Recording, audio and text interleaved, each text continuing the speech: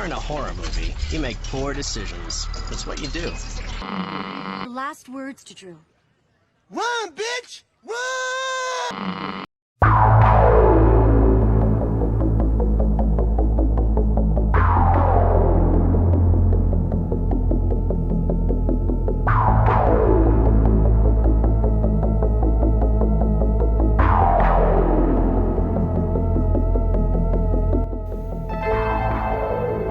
Choice and consequence is a common aspect of the horror genre, an aspect so ubiquitous and recognizable that it's descended into the realm of parody.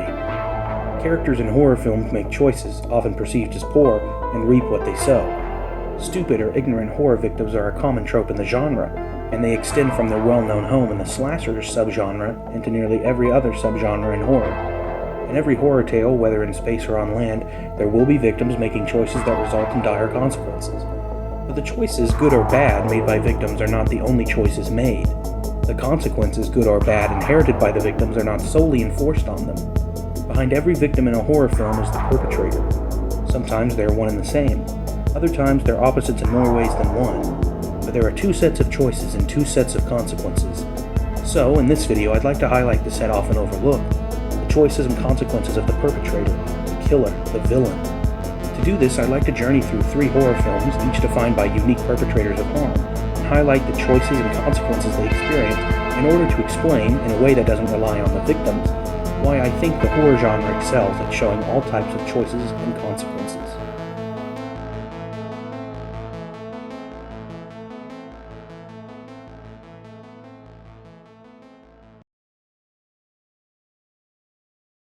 If I've learned one thing from teaching this class, it's this.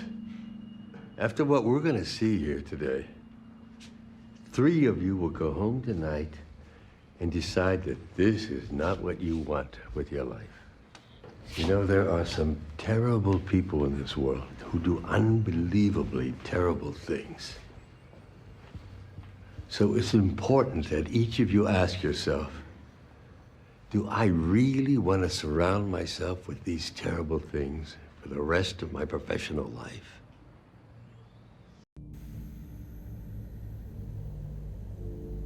John Eric Dowdall's The Poughkeepsie Tapes is an imperfect horror film.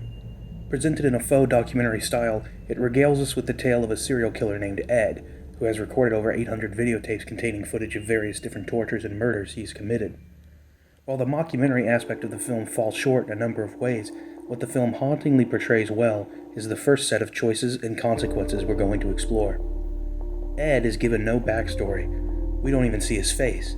We hear his voice and on several occasions see his attacks through his eyes in the form of the video recorder he takes with him. Ed is rightfully portrayed in very simple terms as a monster, and yet the fact he is human, practically identical to everyone else around him, is what allows for his actions to go unnoticed.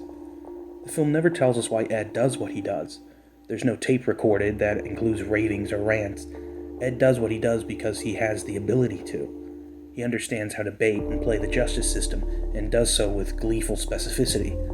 He's an organized killer who can frame others and lead investigators on wild goose chases that only lead to more parts of his plan coming to fruition. Anything and everything the law does to stop his crimes only result in more.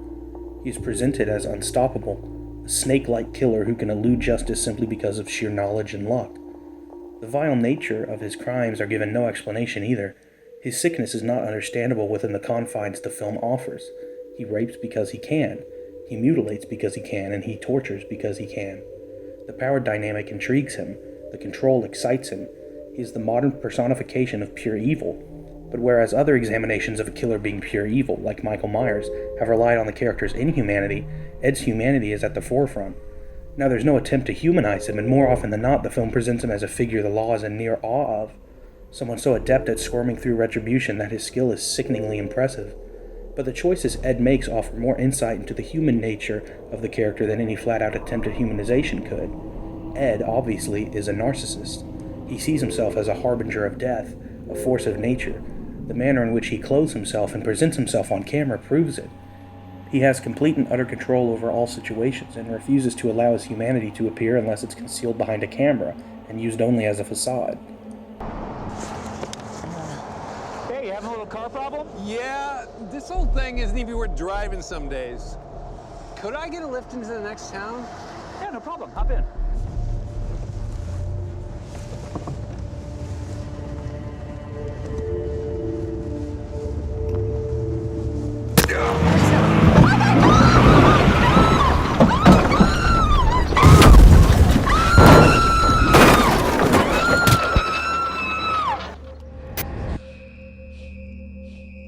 His clothed appearances are his true skin in a sense, or the skin he wants to represent him.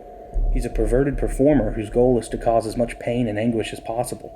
He wants to corrupt and damage because why shouldn't he? He enjoys it. He enjoys the reactions to it, and in the end, that's all that matters to him. He can do it, so he should. What's frightening about his choices is that he is human, and his choices are human. As much as he wants to showcase himself on film as a deadly force of nature, he is merely a man dressing up in a costume. A man trying to cover up his form. Ed is anyone. He blends in a crowd. He's in the end a man, and his choices reflect that. His murders come from an internal form of pain, some inward urge to maim and harm. He's not devoid of emotions. He gets angry, he gets joyous, and he gets assertive. Ed's choices stem from a very human place, a warped human place, no doubt, but human nonetheless. And while he might change his modus operandi, his motive is static within a very human origin. What that is unknown. The film wants you to guess. The result these choices lead to, though, are not ambiguous. Although the audience recognizes Ed as merely a depraved individual, the film almost allows him to ascend as something else. Ed receives no judgment. He does not get caught, he does not get punished, and he does not receive penalization. He is successful in all his endeavors and ends the film as a free man, able and willing to continue to behave the way he does. The consequences Ed receives for his choices are, to him, beneficial. And while they might become negative somewhere down the line, the film does not give much credence to the idea. Ed, we're told, is not special for being a killer. He's a common occurrence, a man who chooses to harm others. What he is noteworthy for is how good he is at it, how capable he is at getting his way. The film tells us how unstoppable he is, how much of a legend he's become. People have come from as far as Lancaster County to search the woods behind the Dempsey's house in the hopes of finding any clues as to the disappearance of their daughter, Cheryl. I spoke with Cheryl's mother today. I'd just like to say to the person who's done this, please bring my daughter back home. Cheryl is a nice girl she's a good girl. Please bring her home. And while we're used to bad guys getting their comeuppance, the Poughkeepsie tapes ends on a very real and very sobering truth. Sometimes, in this world, evil walks away unscathed. Ed's choices and consequences are an unfulfilling type, but a type based in deadening truth, and they're the first type that horror excels at showcasing.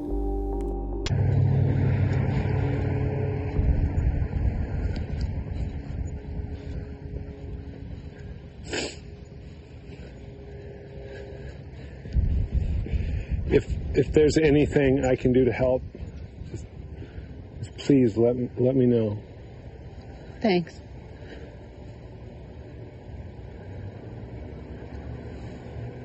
Wait.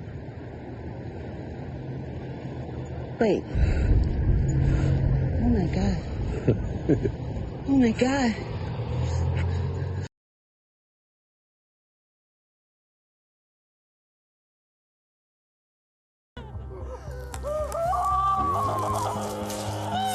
You will not go out tonight. Is that clear? You will stay home with me.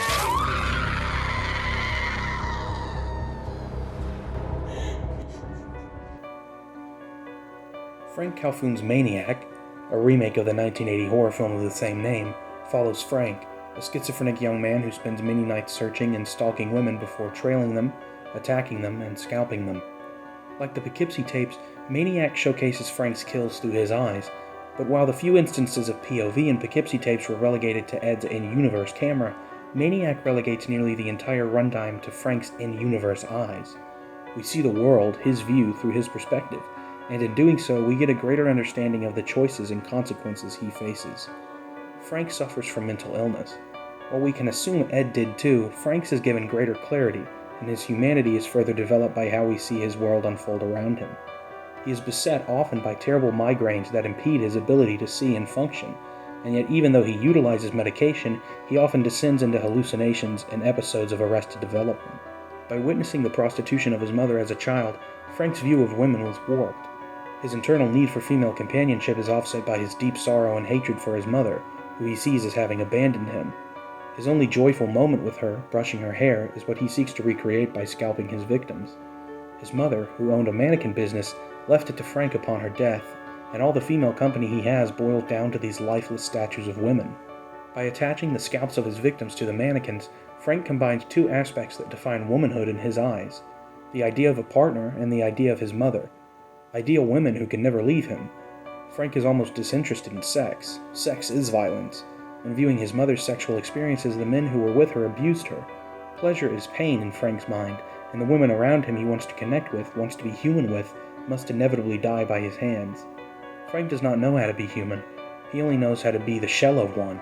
Inside he feels abnormal, visibly human yet uncanny, like the mannequins he coexists alongside. His one and true love will always be his mannequins. They are the only women who can truly be both his mother and lover whilst being identical to him. His internal drive of resentful abandonment favors his impulses. It is this disorganization that leads to the consequences of his choices. By the end of the film, the police are on Frank's tail, and he has severed the only chance of hope he had for a life outside this existence.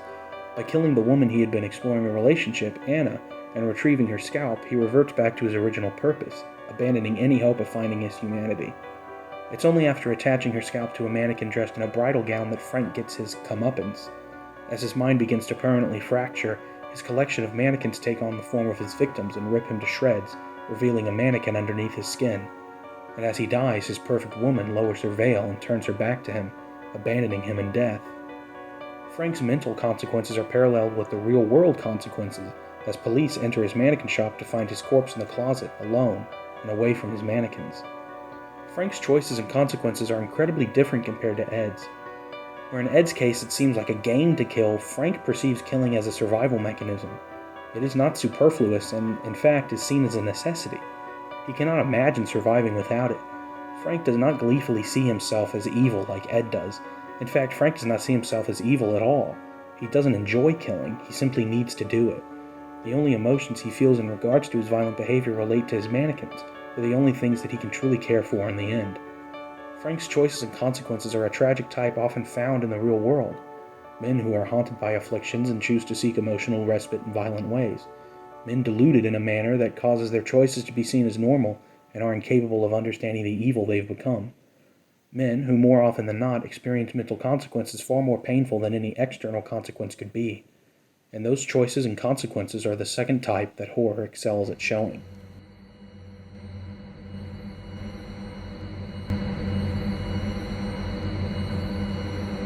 I wouldn't recommend it, but the choice is entirely yours.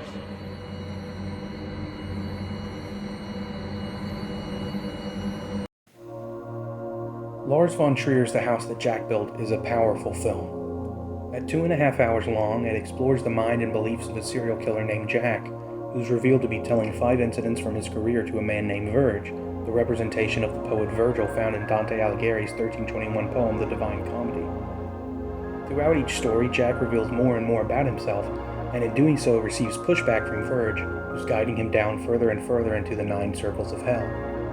Unlike the Poughkeepsie tapes and Maniac, there are no POV instances showing Jack's killings, but the film as a whole is narrated by Jack himself.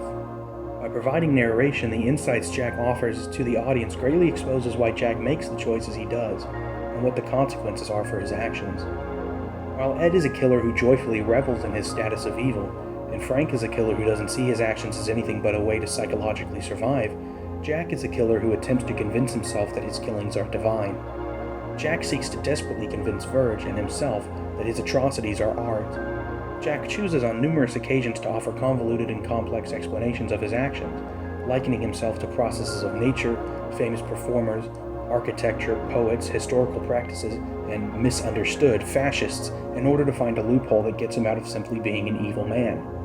Jack's victims, in return, are seen by him as ridiculously stupid and deserving of his brutalizations. Jack, in his own eyes, is far more capable and intelligent than everyone around him. He can slither out of any situation scot-free, even if all obvious signs point to him being a murderer. To To Jack, no one can catch him. He wants to be caught and practically begs to be, but he cannot. And yet, unlike Ed, whose surrounding film seems to acknowledge and support the idea that he truly is more savvy than those hunting him, the house that Jack built makes fun of Jack without him even being aware. Okay, you got 1 minute. I would like to recommend one thing, and it's within my rights, that this room is inspected impeccably with a magnifying glass, if you catch my drift. Have a nice day, officer. Get out, sir. Jack is clearly an untrustworthy narrator. Verge comments on it several times. Jack is no genius or divine artist. His inability to get caught boils down to simple instances of luck, not an ability to outwit. Jack, in an agnostic way, believes God and fate itself is in his corner. He, like Ed and Frank, is a sick man, a troubled man, a man who believes that placing himself on a pedestal allows himself to ascend externally, a man who thinks he's so skilled at charming and deceiving that he can in fact deceive God and evade the finality of his consequences.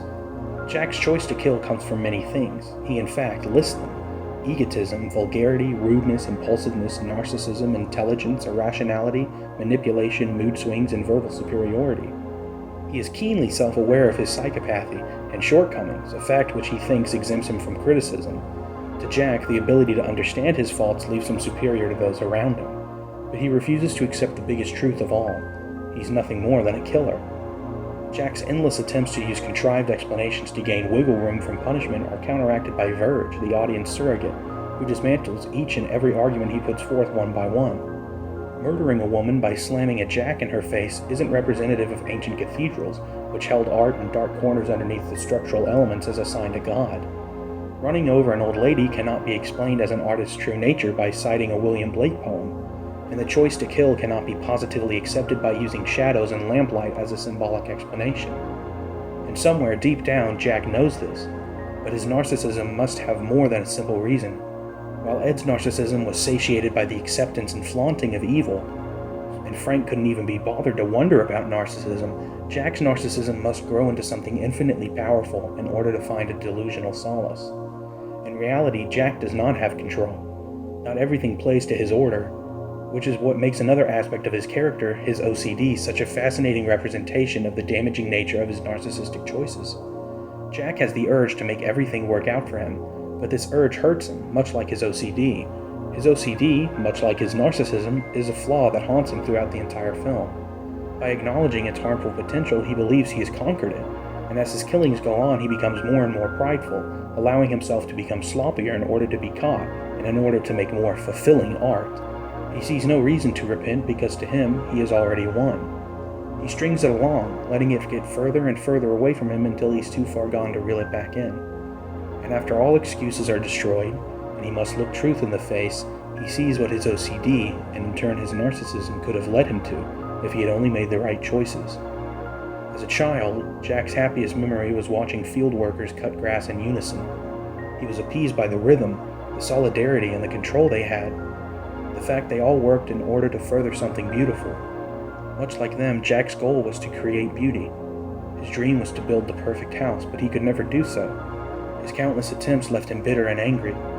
Jack states that he feels the material has a life of its own, but it doesn't. He guides it, and his need to control never allowed him to be humble enough to find solace in the truth of the world. He could not function within the world with others, but instead had to be above it. He wanted to create art, but he valued himself more than divinity, so his material changed. He would no longer create art with any material but the bodies of others. And when he finally builds his house, it is not divine. It is not pure, it's not beautiful. It's a representation of the choices he pursued.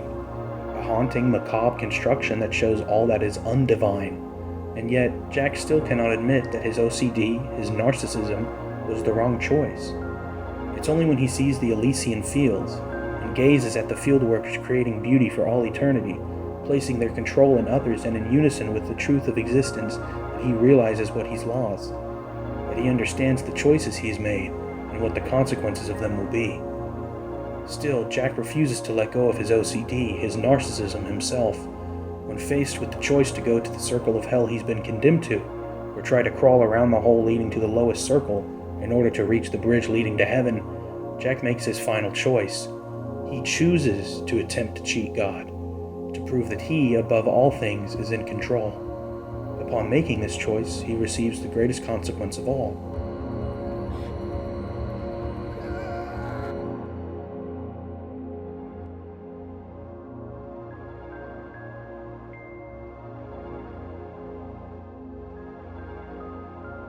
Religion has ruined human beings because your God teaches people to deny the tiger in themselves and turns us all into a throng of slaves. Too shameful to acknowledge it. Oh, Jack, you should have read the right letters in your life, but you didn't want to.